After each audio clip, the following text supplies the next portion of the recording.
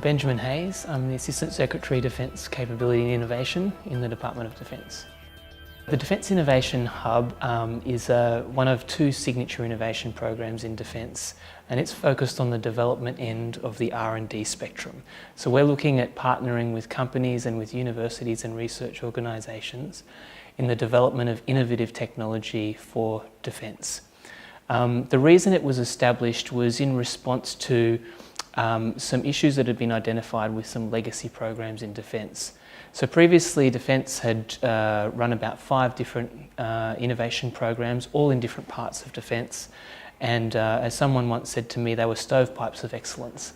The result of that was that often Defence's investment in innovation lacked coherence across those different programs and wasn't always aligned with strategy or the strategic priorities that Defence would have at a portfolio level.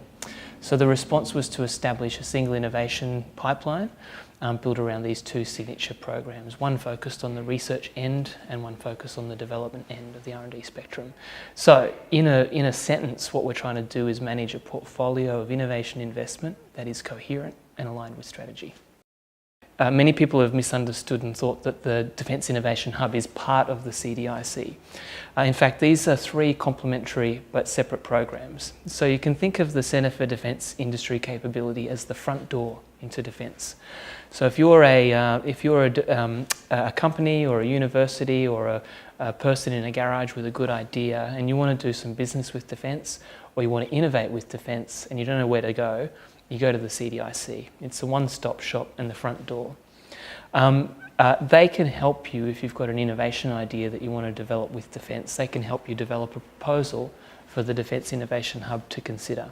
So it's the front door. Proposals are submitted in and then they enter the Defence Innovation System. And as I mentioned before, that's built around these 2 signature programs.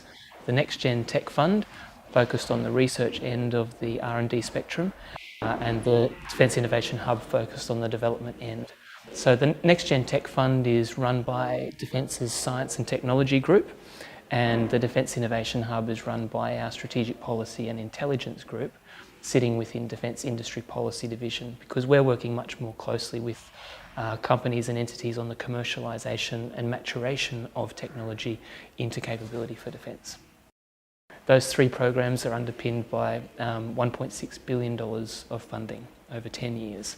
So they work together to grow the capability and capacity of Australia's defence industry and innovation sector in the delivery of defence capability.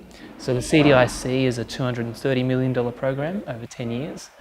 The Defence Innovation Hub is a $640 million program over 10 years. And the Next Gen Tech Fund is a $730 million program over 10 years.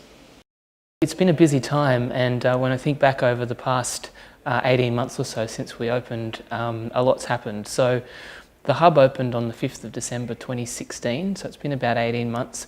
And probably the biggest challenge we had during that time was the transition of some of those legacy programs into the hub. That was, change management is always the challenging thing to do.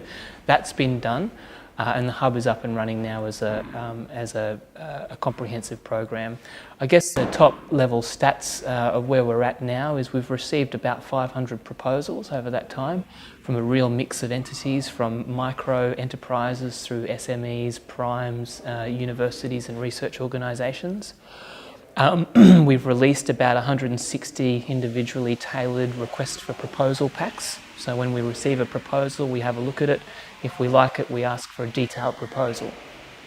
And I guess at the other end of that, we've now signed around about 40 contracts and total investment of about $60 million. The really exciting thing from my perspective is not just those numbers of how many contracts and what the dollar value is, but their alignment with strategy. So we've established a process to assess proposals and consider them in terms of the strategic priorities that we've got for investment, and that goes to the heart of what we were set up to do, manage a portfolio of investment that's coherent and aligned with strategy. Our processes have taken far too long to assess proposals in many cases. So one of the common criticisms that I've received, and it's a fair criticism, is that I've put my proposal into the hub and then I didn't hear anything for 12 months or 6 months or whatever it was. And that's not good enough. So we're a startup. We've been open about 18 months and we're getting better all the time and more efficient at what we do. But some of the proposals have taken far too long to assess and to consult all of the right people in Defence that we need to do a proper full assessment. We are getting better at that though. We have a culture of continuous improvement and we're constantly looking at how we improve our processes and can do things differently and more efficient. That's starting to deliver some results. So over the 2017 calendar year, we did some analysis, and the last quarter of 2017 compared to the first quarter of 2017, we'd cut by 50% the time that it took to assess proposals. So unfortunately, some of our early adopters, the people who were early in, have unfortunately waited a long time to hear outcomes. But we're fixing it and the trend is coming down. So I'm confident that in time we will have a much slicker process, and everyone's very focused on trying to do that. So that's something that hasn't worked so well, and I think coupled with that is there's more we could do around our communications. Nothing is as frustrating as extended silence. So even if we're just contacting companies to say, hey, just letting you know, we've still got your proposal, it's still under assessment, or it's on hold because we just can't get to it, or whatever it is, just letting people know what's happening is something we could do better. So we're having a look at how we can do that in a more consistent way going forward. What's going well, I think, is how close we're getting to achieving what we've set out to do, which is to build a portfolio of innovation investment that's coherent and aligned with strategy. So Minister Pyne, the Minister for Defence Industry, just released in the past week the first annual report on the performance of the three big programs from the 2016 Industry Policy Statement. So that's the CDIC, the Defence Innovation Hub, and the Next Gen Tech Fund. And so I encourage people to go and have a look at that. You can find it on the CDIC website, and that talks to how those three programs have worked individually and together against the government's policy objectives for them, delivering defence capability through industry growth.